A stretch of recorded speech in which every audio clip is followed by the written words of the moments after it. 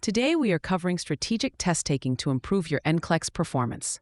The NCLEX is not just a test of what you know, it's a test of how you think and how you apply that knowledge to make safe clinical decisions.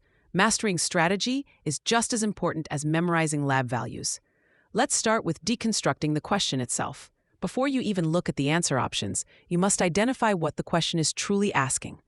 Look for keywords like first, best, priority, or initial. These words signal that you are in a prioritization scenario, where all options may be correct actions, but only one is the most critical to perform first. A common exam trap is to present a scenario and then offer 4 correct nursing interventions.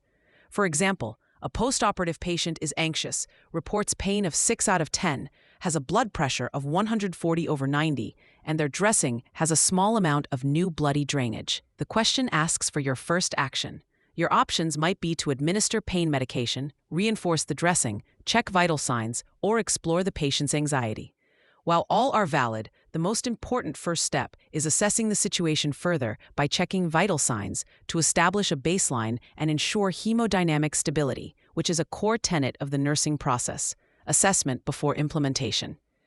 When it comes to prioritization, the most powerful tool is the ABCs: airway, breathing, and circulation.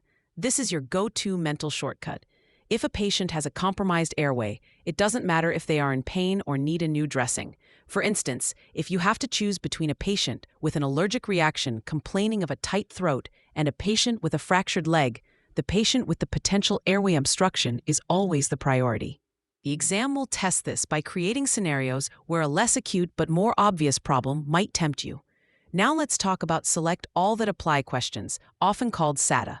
The biggest mistake is trying to find a single best answer. Instead, you must treat every single option as a standalone true or false statement.